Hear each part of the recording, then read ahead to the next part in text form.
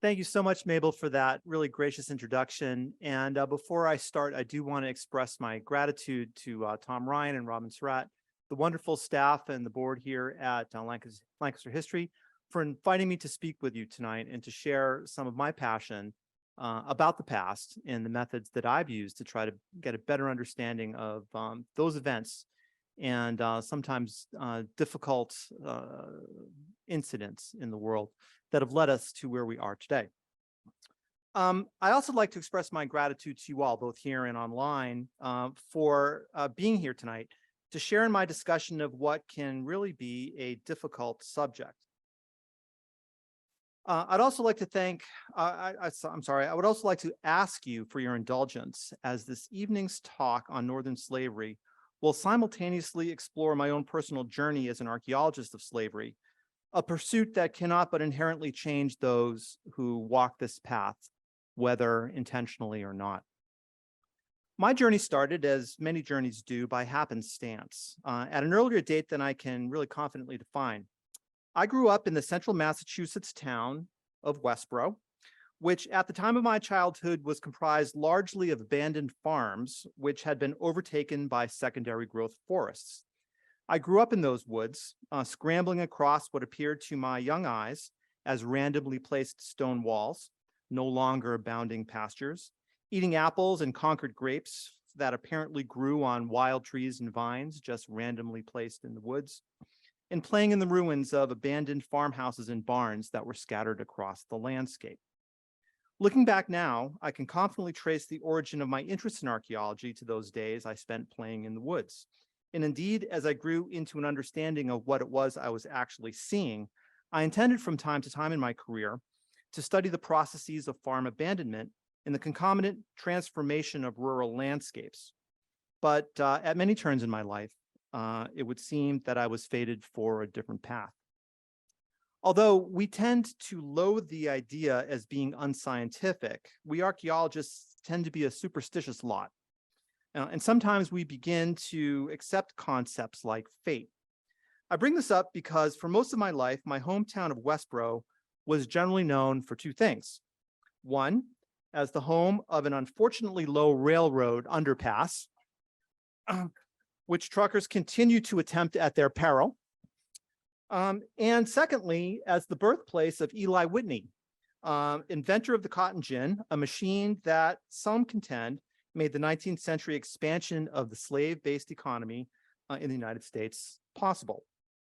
As it turns out, some of the abandoned apple trees, stone walls, and cellar holes I explored as a child were once part of Eli Whitney's family farm. And while it has taken me some decades to reconcile myself to this fact, like Whitney of old, I have been at times inadvertently engaged with the question of slavery. And despite my sometimes best efforts at other ventures, like Whitney, I have been entwined with the question of slavery for most of my adult life. As you can see here, that's where Eli Whitney was born, and that's where I grew up. So in fact, I grew up on Eli Whitney's farm, right? By that time subdivided, and here you can see the woods I grew up in. And this is a modern picture. These were all woods, of course, when I was a kid. Now suburban subdevelopments. So like as I say, Eli Whitney and I have been attached at the hip really since I was 5 years old.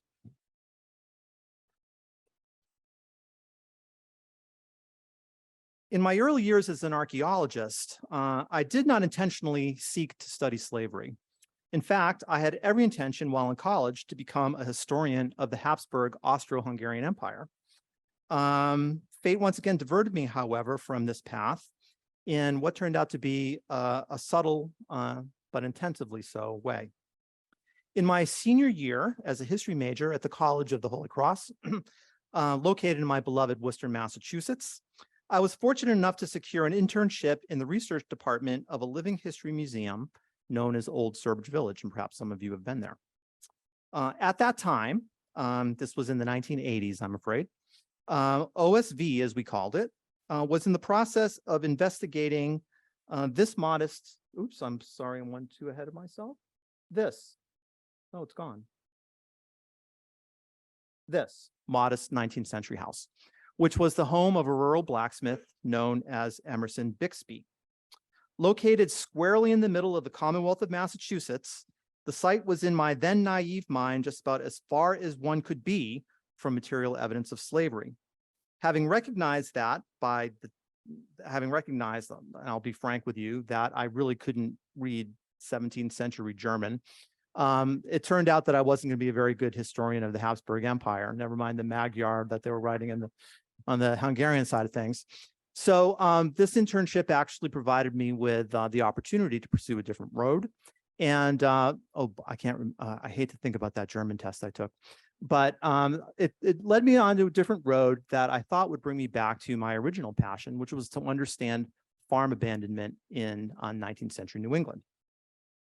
The internship project involved reconstructing Bixby's social network through an analysis of entries in his extant account book,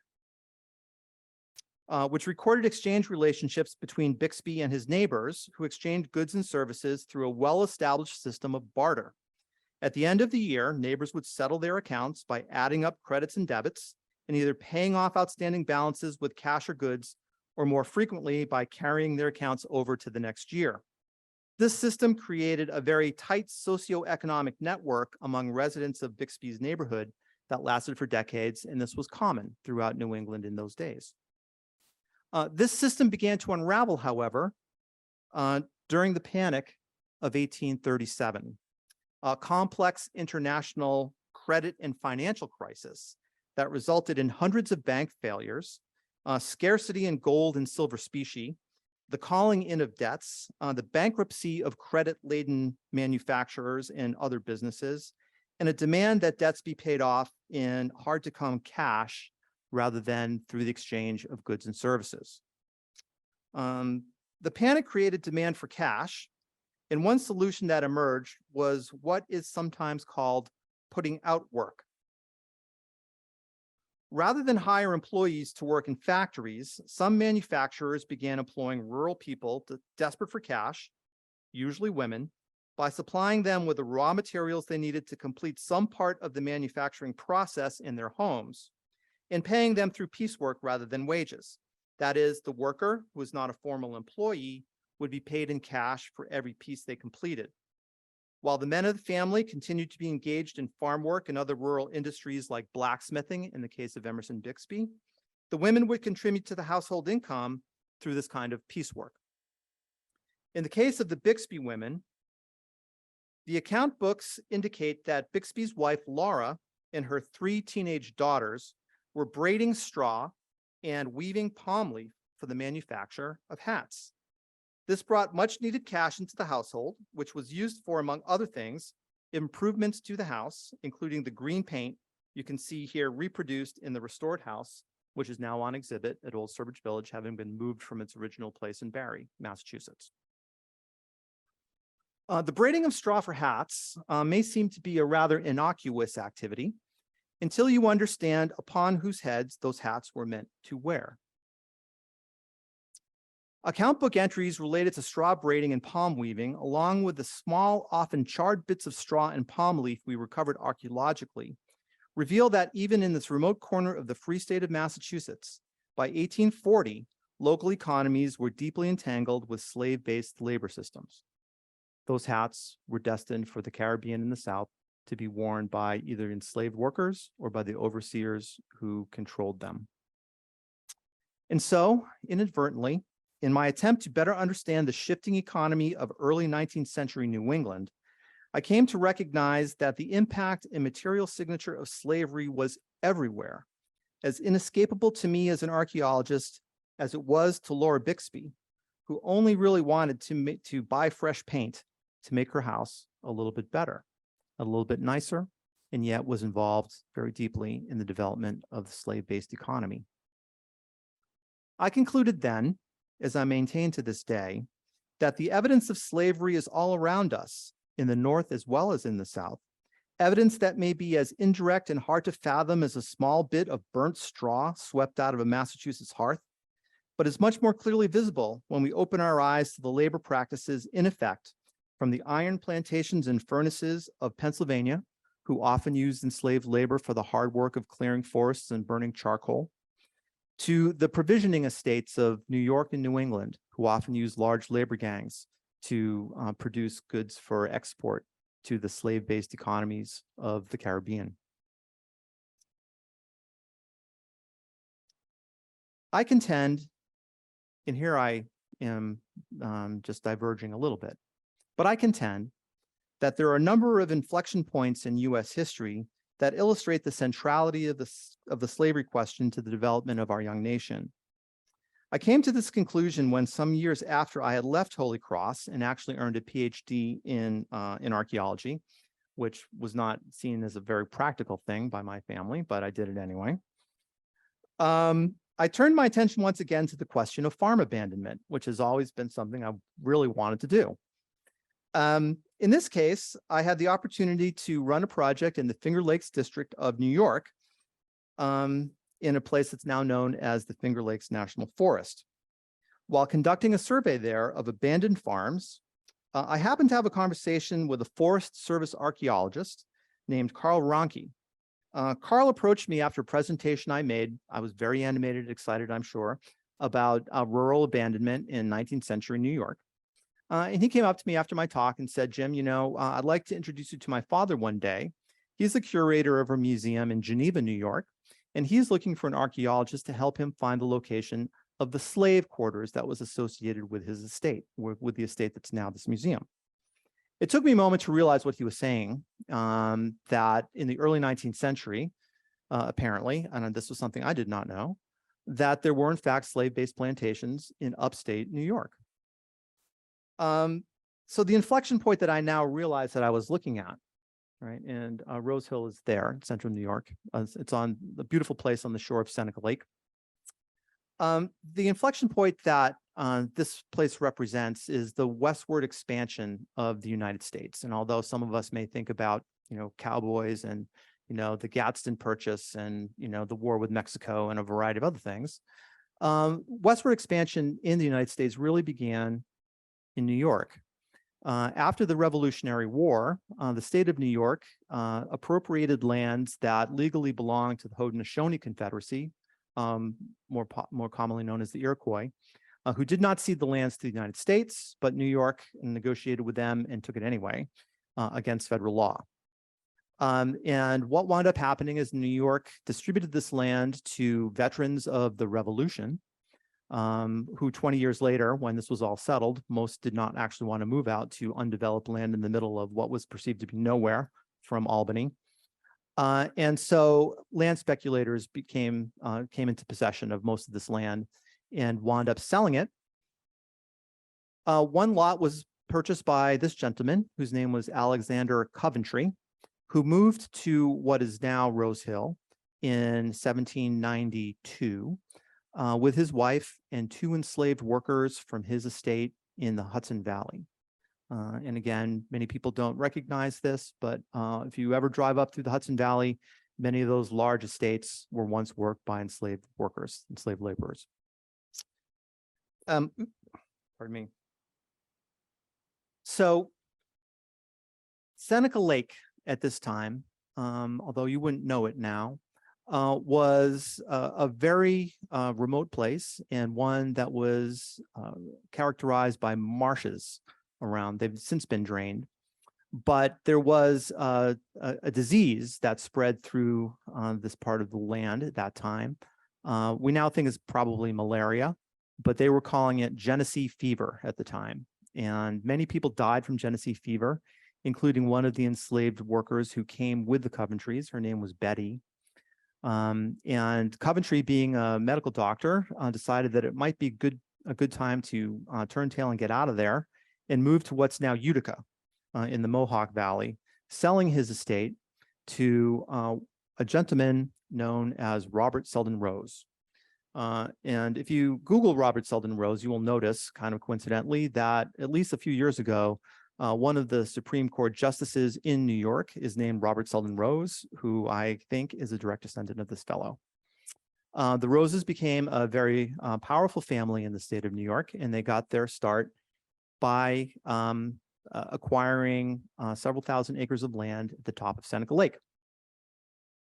The Roses brought with them, they came from Piedmont, Virginia, and they brought with them a number of enslaved workers, and they weren't alone. Selden Rose's brother-in-law, John Nicholas, also brought an equal number of slaves and set up a secondary plantation right across the lake. You can still visit. It's called White Springs Farm, although the original house was burned in the early 20th century. They were part of a large group, or a fairly large group, of Southern planters who were land speculating at that time and attempted to establish plantation-based wheat farming in the Finger Lakes. The idea and their hope was that they were going to develop the Susquehanna navigation from the southern point of Seneca Lake down to the Chesapeake Bay, and they would become the breadbasket for the Tidewater. If anyone's actually ever been on the Susquehanna, however, you know it's not a very easy river to navigate, and the Susquehanna navigation never really came up to its early promise. And on top of that, of course, in 1825, the Erie Canal was opened, and New York, rather than Baltimore, became the destination for goods moving from the west. That didn't stop Rose and Nicholas, however. They were very intrepid entrepreneurs, and both families became very wealthy. When I finally did meet with Merrill Ronke, Carl's father, he presented me with this map, which was drawn sometime in the 1850s. And it is a map, it's a plan of the estate as it existed at that time. And he said, you know, Jim, can you look at this and see if you can find any evidence of a slave quarter?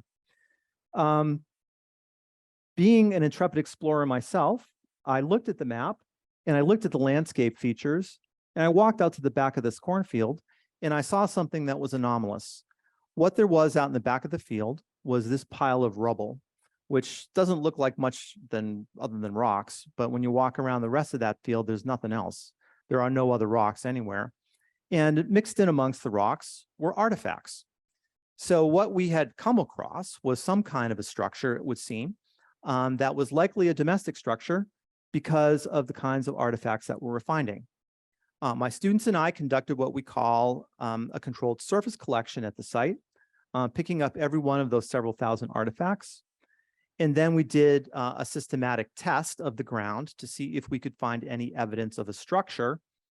And lo and behold, oops, I'm going so fast. What happened here? Oh, you're getting a preview of everything. I must have hit a button here. But anyway, we found, here we are, evidence of what turned out to be a substantial foundation.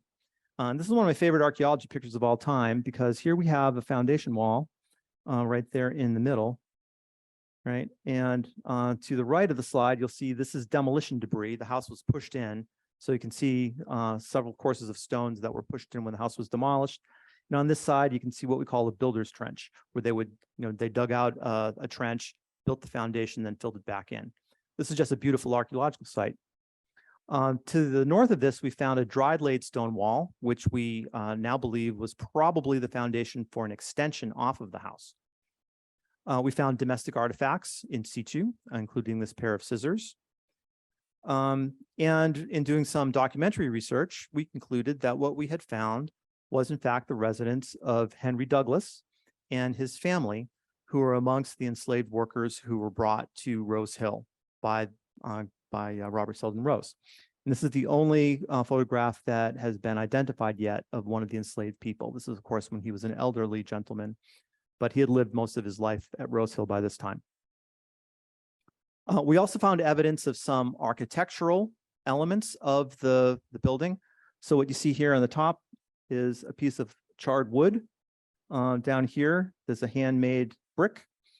And we found enough of the foundation, although we were only there for a few weeks, so we didn't have time to excavate it completely.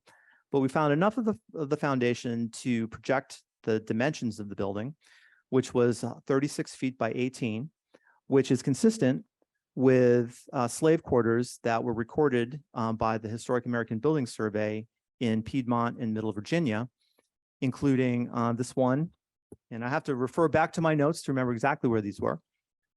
This one is Berry Hill in Halifax County. This is West End Plantation in Louisa County. And this last one is Brackett's Farm, also in Louisa County. These are duplexes, so there would be two families living in these. And interestingly enough, on this one, you have an 18 by 36 building with an extended L off of the one corner, just like we found at Rose Hill. So what we concluded, one other little piece of evidence is the last remaining Nicholas in Seneca County, in that part of the world, was Jean Nicholas, who lived in this house. She let us in one day, and it turns out that her house was, in fact, the slave quarters from White Springs Farm.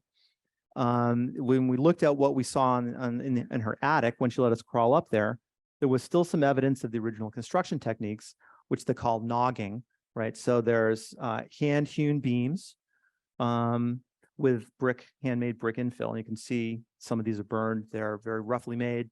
The building, in fact, dates to the same time as Rose Hill. So we had two plantations, one on either side of the lake, built by these brothers-in-law, each of which housed likely two families. So as I mentioned a few minutes ago, we did what we call a controlled surface collection, where we plotted the location of all the artifacts that we had found. And what you see here is a scatter, pretty dense scatter of artifacts behind the house and a fairly clean front yard. This is a pattern that we often see in houses associated with African Americans in the 19th century, with what is sometimes called a swept yard, that they would keep the front yard clean. The backyard would be basically the refuse pit for the house. Now, before I make my next couple of points, I just want to review a couple of things that happened later in the 19th century.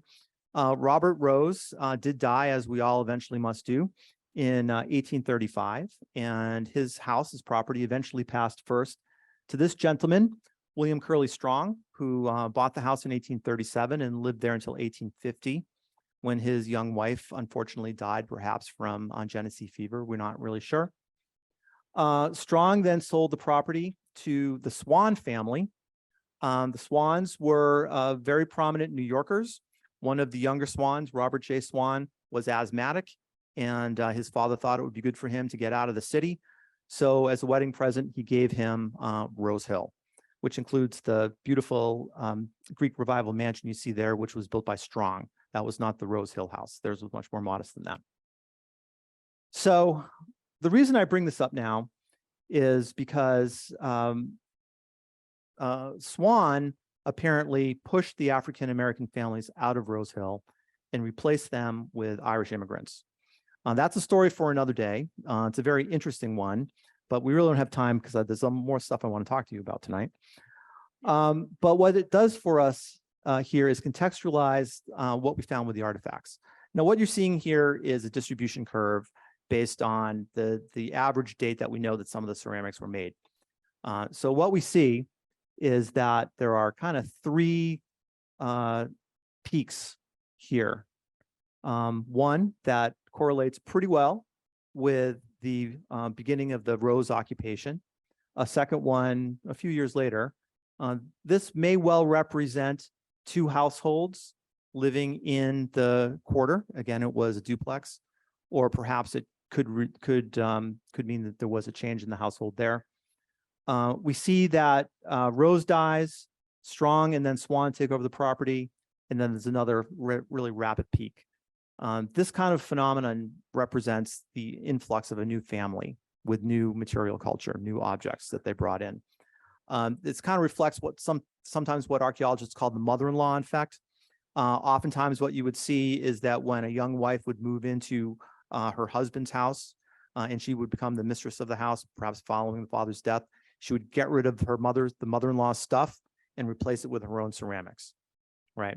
So oftentimes you'll see huge piles of stuff, and you see the same kind of similar curve. I'm not suggesting there was a mother-in-law involved here, but it's the same kind of replacement of the material culture in the household, which we pretty well have concluded was evidence of the Irish family of the Conroys who moved in here after Rose Hill. Okay, The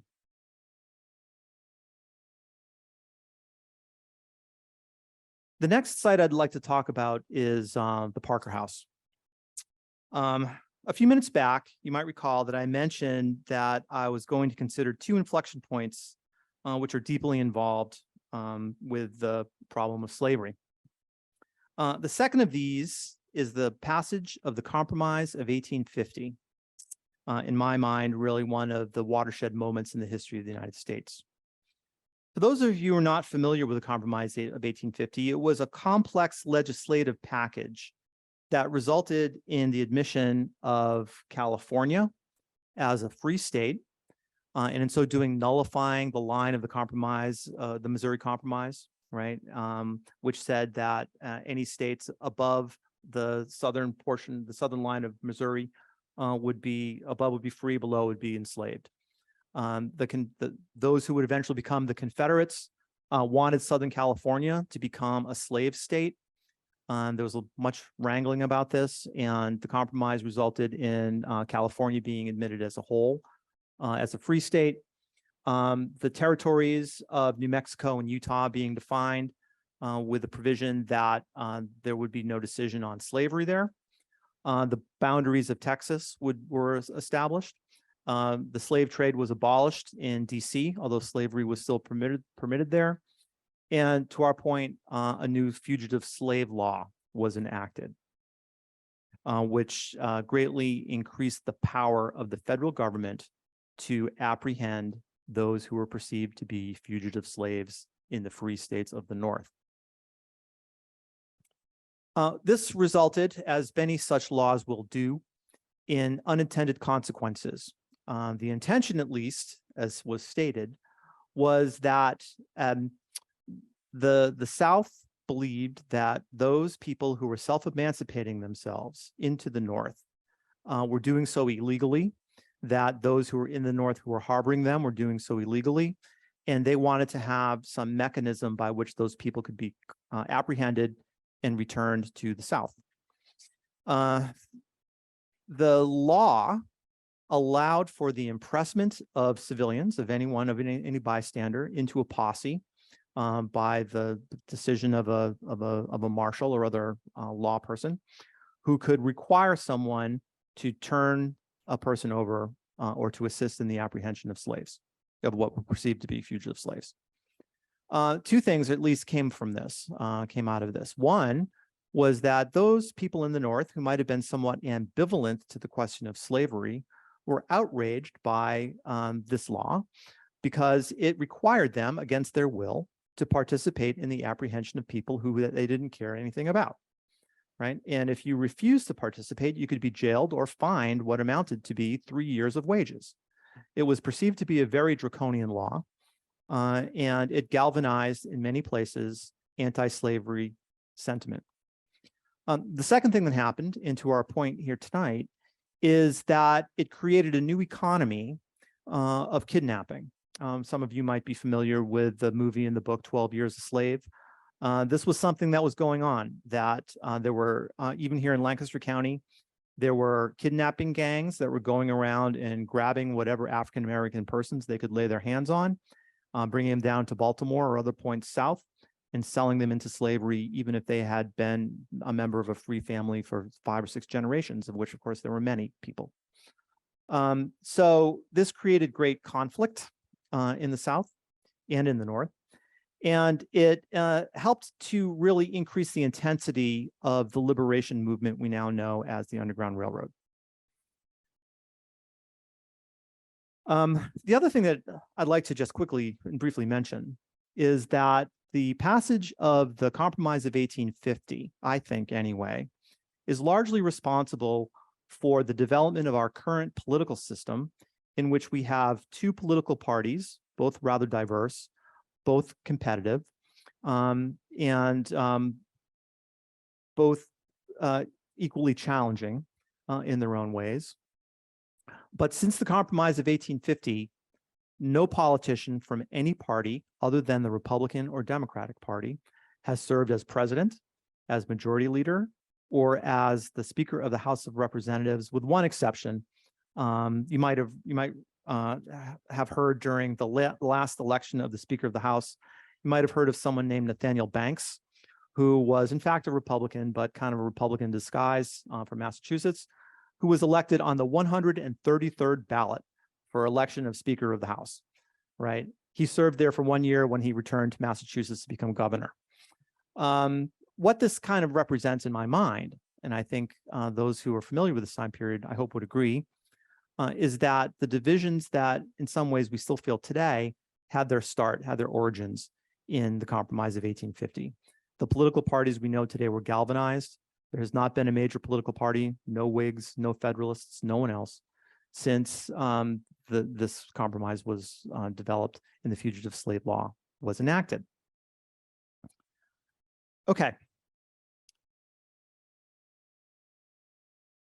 Oh, and of course, this impacted us here in Lancaster County, right? Christiana, as I hope you all know, is located here in Lancaster County and was the site in 1851 of an incident that historically was known as the Christiana Riot, but we now know more commonly as the Christiana Resistance, sometimes the incident at Christiana, sometimes the Christiana Tragedy. So in Christiana, as you can see, Christiana is quite closely placed to the border of Maryland, which of course at that time was a slave state, as was Delaware, and was a place where people were finding refuge. Sadsbury Township, in which the actual site of the Christiana Riot was placed, experienced a large influx of African Americans in the decades leading up to the Civil War, as did much of what was then the border state of Pennsylvania. Philadelphia, of course, here in Lancaster and other parts of southern Pennsylvania, saw a large influx of those seeking refuge from slave enslavement in the South. With the passage of the Fugitive Slave Law in 1850, many Southerners saw their opportunity to fight back from on their own terms, I suppose, to bring those who were seeking their own freedom back to enslavement. One such party was one Edward Gorsuch, who owned a farm in Maryland. I've not yet established whether he's an ancestor of the current Supreme Court justice, but I don't think so. So Edward Gorsuch and his son Dickinson led a posse on September 11th, 1851, to the home of William Parker, who was a tenant farmer there in Sadsbury Township. Parker, himself an activist, an anti-slavery activist, and his wife Eliza were at the time providing assistance to 4 men who had escaped from enslavement on Gorsuch's farm. Gorsuch found out about this, pulled this posse together, grabbed a marshal from Philadelphia, and marched upon the house in Christiana. The result of this was a gunfight. It was a tense standoff between the Gorsuch party, Parker and his friends, and a group of African Americans who came to their assistance in the morning hours of that day in 1851. At the end of the day, there was, as I say, a gunfight. Edward Gorsuch was killed. Dickinson Gorsuch's son was gravely wounded and was thought to be mortally wounded. It took him several months to recover strength enough to return to Maryland.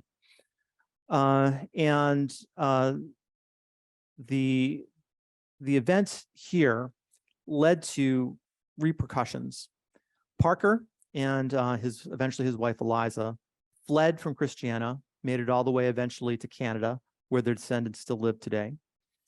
Gorsuch, of course, died, but there was general outrage. This was a media sensation. Newspapers from Ohio to Baltimore to Maine ran stories about the great riot at Christiana, and those in the South, especially in Baltimore, demanded something be done.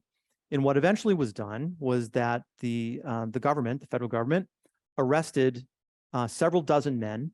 They impressed a gang of Irish railroad workers, sent in a group of Marines from Philadelphia, and scoured the countryside for every black man they could lay their hands on, who then they remanded to prison in Philadelphia, as well as these 3 people here, who were white bystanders, all Quakers trying to keep the peace during the events of September 11th.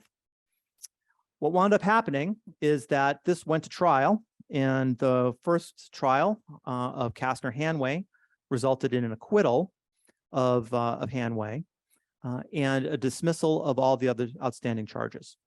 So what wound up happening is that the 38 black men and these 3 whites were released from prison. No one was ever arrested for the murder of Edward Gorsuch, and this remained something of an open wound. Now, interestingly enough, and I was having a conversation with someone in the audience earlier today, history is a very interesting thing, right? Memory is a very interesting thing. We tend to have moments in time where we want to recollect events and moments when we want to forget them. For example, how many people remember the Philippine insurrection of 1905?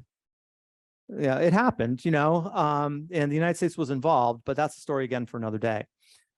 But the Christiana riot in older history textbooks was characterized as being one of the main events leading up to the Civil War. In the early 20th century, it fell off, right? And very few people outside of Lancaster County, that I know anyway, have ever even heard of this event. I hope all of you have. If you haven't, you now have.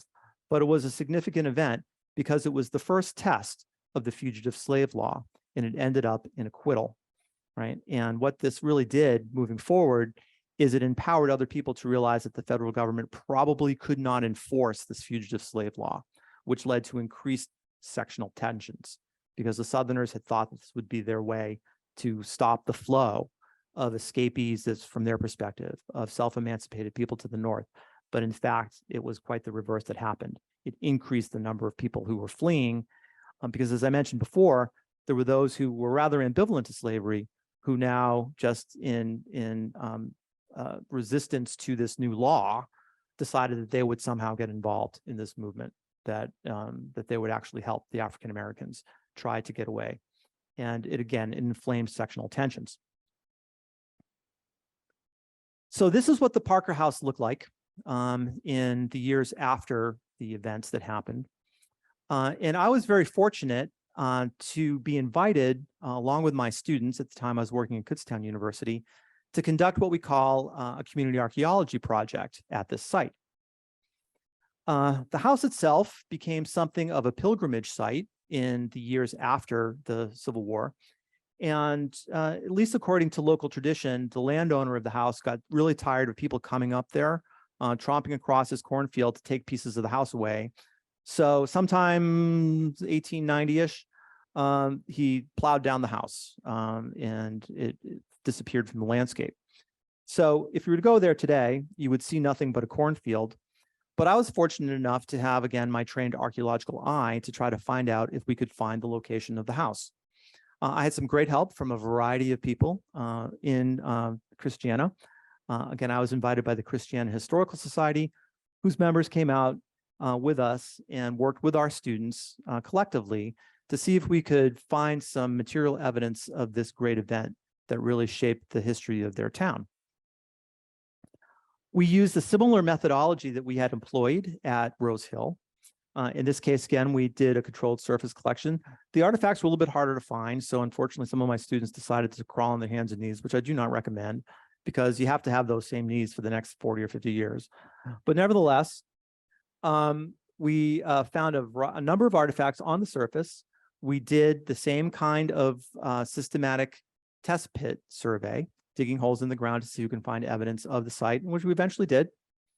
It was a very challenging site. The soil was very unstable. The house itself had been made of stone, which had been pushed in and on itself. So with every shovelful, we found more rocks, which again was very difficult to excavate. But in the end, we persisted and we were able to identify the foundation of the house. We excavated just about all of it. Again, you can see it was challenging. But we were able to identify and to map the location of the William Parker house where the Christiana riot had happened. We found a lot of cool artifacts. And, sometimes I'm asked, Jim, what is the coolest thing you've ever found? And you are now looking at it. Does anyone know what that is? Anyone know what that is? That is a gunflint, right? For those of you who are not that familiar with the history of firearms, you've probably seen pictures of like the Patriots shooting their guns, right? There's a big flash of fire. A gunflint is the mechanism by which you create a spark on a gun, an old-fashioned musket, to create a fire in the pan, which then forces the bullet or the ball out of the muzzle of the gun, right? So these things were an integral part of weaponry at the end of the 18th century. And interestingly enough, when you read the transcripts from the trial, one of the reasons that the judge decided to dismiss the cases is that he said that in looking at what had happened in Christiana, he said, and he said a group of people using old muskets to defend themselves are not committing treason against the United States. So the key there is old muskets. They were using these kinds of guns while the Marylanders had more modern revolvers, Colt revolvers. But in any event, we found this really cool little thing right here on this stairway into the basement. This was a bulkhead stairway into the basement, which was located under a window, which an account that's attributed to William Parker that was written after the war suggested that, in fact, they were shooting outside of this window. So I can't really say for sure whether this gunflint was lost during the battle at Christiana, but it certainly is reflective of what happened there that day. And it helps us to remember the events of September 11th. Oh, and here's just a quick image of how this works. So you put the gunflint in the lock, you cock that thing back, you pull the trigger, the flint rubs against this piece of steel, it creates a spark, that spark ignites the gunpowder, and the bullet shoots out the end of the gun. That's how that worked. They were disposable, kind of like shell casings now. You find hundreds of these some places, but this one is the most important one I think that I've ever found. We also found evidence of domestic life, and this is an important point. We found evidence of some really beautiful sponge decorated pearlwares, and this is what we found. This is just an image of a complete piece. We didn't find anything complete. We just found the small fragments, but just so you can get a better understanding of what it is that we found. Excuse me. We found some teacups. We found hand-painted pearlware tea sets. And we found tons of utilitarian redware made locally. The other stuff had been imported most likely from England. We found evidence of domestic life, buttons, slate pencils, so that in fact the children who were growing up in the house were likely being taught to write. We found smoking. These are pieces of kaolin pipes. You know, people would smoke tobacco out of these things. And we found 2 coins. One of them is in 1826. And again, those are the coins that we found. This is what they would look like if we cleaned them up, right? So these are images of what you see there. These are the 2 that we found. One being an 1826 Liberty Head coin, the other being a 1858 Flying Eagle. And of course, 1858 is well after the incident in Christiana. So what that indicated to us is that there must have been a later occupation, or probably was anyway. And if we look at the distribution of the ceramics, like we did at Rose Hill, temporal distribution, again, we can see that there's 2 occupations, one peak here and one really steep peak here. So what likely happens is that after the Christiana incident happens, a new tenant moves into the house. They're only there for a little while, it seems. The house is abandoned and then it's plowed over. Interestingly enough, the artifacts that we found that we can date, we believe anyway, to the Parker occupation of the house are a bit older. And again, that likely represents something we would expect. The Parkers themselves were both self-emancipated refugees from slavery. They had come to Pennsylvania with nothing except their freedom, and likely were using secondhand or hand-me-down ceramics. So we would expect there to be that kind of a time lag. So the project at Christiana was one of the best things I've had the opportunity to do. My students had a chance to really touch an important moment in history. The community was very engaged with what we're doing, and our students had the opportunity to work with community members whose ancestors had been participating in this event. It also, to a point that Mabel was making earlier today, reminds us that the question of slavery is intricately intertwined with the question of freedom. Who is it that is enslaved, and who is it that is free, and why do we allow there to be such a distinction? That was the great question of the 19th century. And in fact, I think it's a question that still haunts us today as we continue to deal with the fallout of the great racial divisions that were created with the creation of slavery and its implementation, not only in the South, where we expect it to be, but everywhere here in the North, including here in Lancaster County. Well, I see that our time is running short, so I'm afraid that I'm going to have to end it there. There are many such stories to tell. My journey is not yet complete, and I expect that just about every time I turn around, my eyes are going to see another site that's related to slavery here in the North. Thank you very much.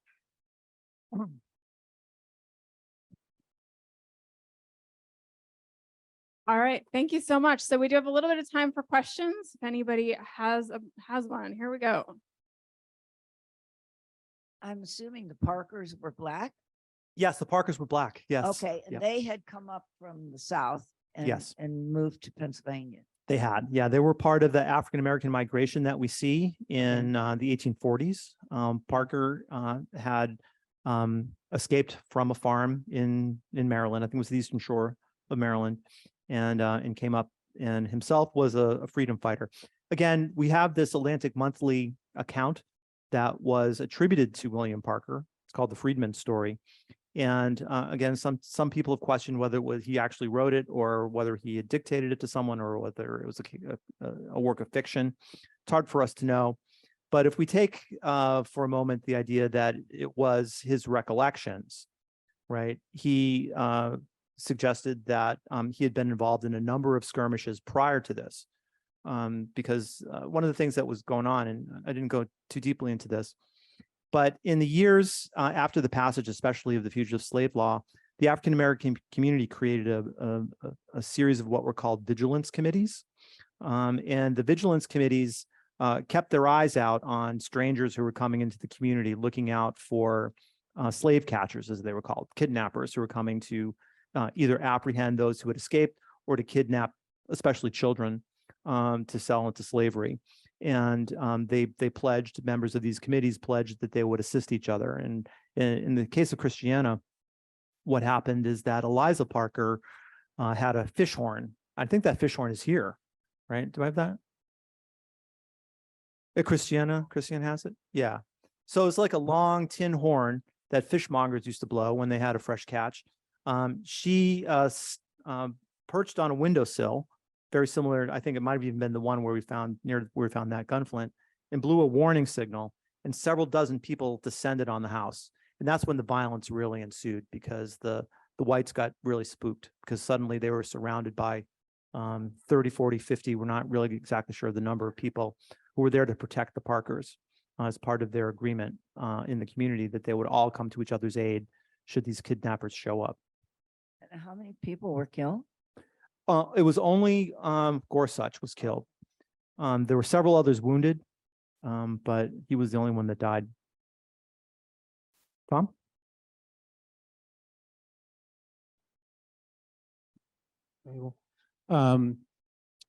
I didn't know this until a few months ago, but the very first issue of the New York Times was printed 1 week after the Christiana resistance. And on the front page, it begins with the news from Europe, and it goes through all the news from Europe, and then it comes to the news from America.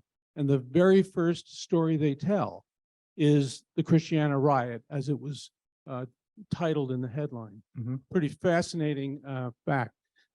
You mentioned Dickinson Gorsuch and recovering. Took him a few months to recover. The easy chair that we know that he recovered in is part of the collection here. It'll be down at the Stevens and Smith Museum when we open that up, as is a corn knife that you probably have seen on display at one time or another that was used in the resistance as part of the collection as well. Just a couple little tidbits. That's wonderful. There's a wonderful picture, I think, in the collections here of Peter Woods wielding that same corn knife, which was reputed to be the one that laid the lethal blow on the head of Edward Gorsuch. Yes.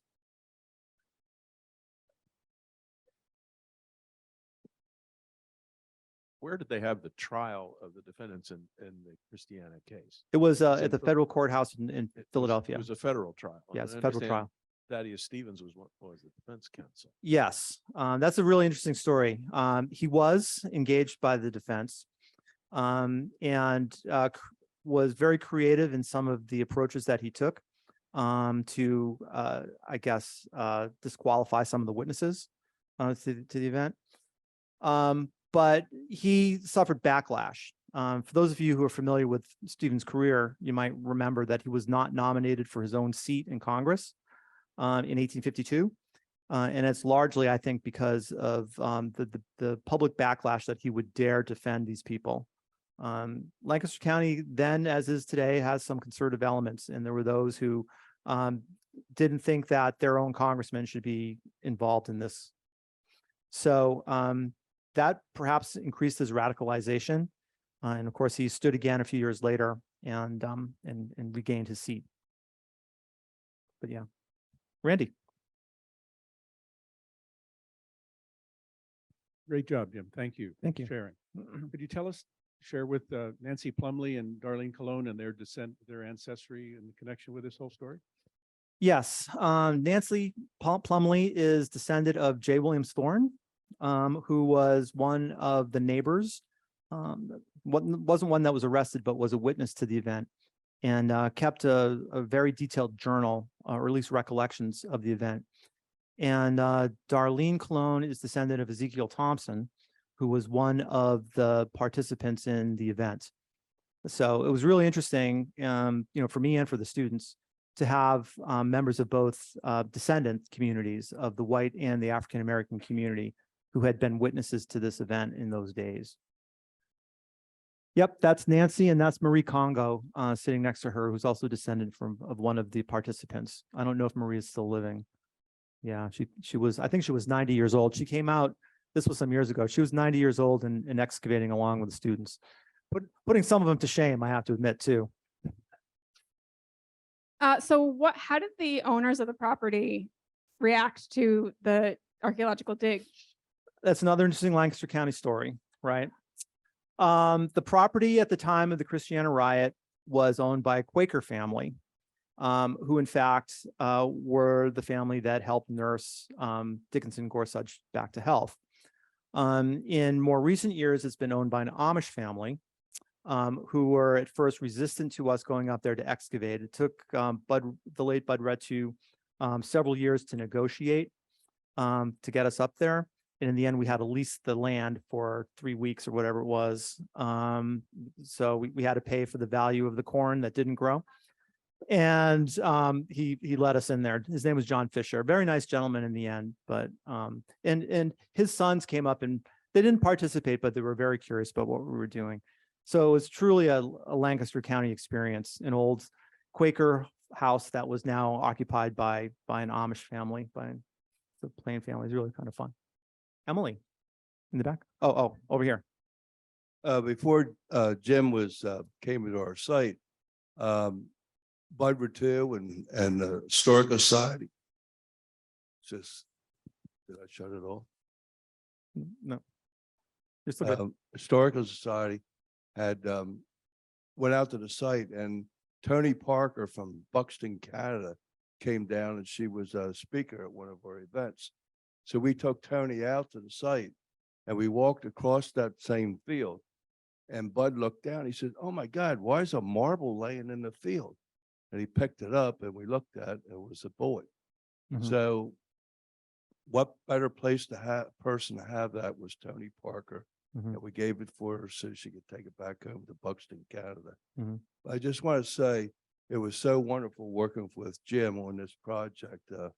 We really accomplished a lot. We knew when we found the bullet, we knew there's more artifacts in the ground, and we wanted to save all the information we could get from the site. And Thank you. You were great to work with. thank you. It was a really great project. And Tony, of course, is the descendant of William Parker from Canada. So I think this will be our last question. Emily's got one from Zoom. So, a question from Zoom. Is there a way to see or read that issue of the New York Times that you referred to, Tom? Curator of the Times archives, and they're sending us they sent us a low resolution copy. They're going to send us a high resolution copy. It'll be reproduced. It'll be part of the display at the Stevens and Smith Center. If you're, can you look at it if you're a subscriber through the Times machine? Okay, Mhm. so yes, if you're a New York Times subscriber, you have access to the entire archive of the New York Times. September 8th, 1851 is the date of that New York Times machine. And you'll find similar reports.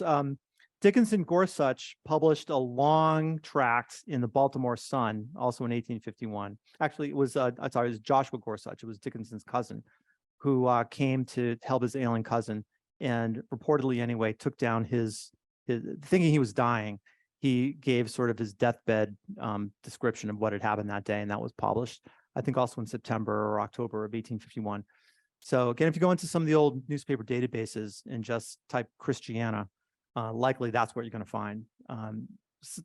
Some of the descriptions are really kind of wild, you know, where they say that there are hundreds and hundreds of, you know, enraged Africans coming down on the site. You know, I think the whites didn't want to admit that there were only like 30 people there with corn knives that they couldn't defeat, right? Where they had clearly superior weaponry. They had, you know, at least someone who was purportedly a lawman with them, and apparently they fled like little children from this fight when it happened.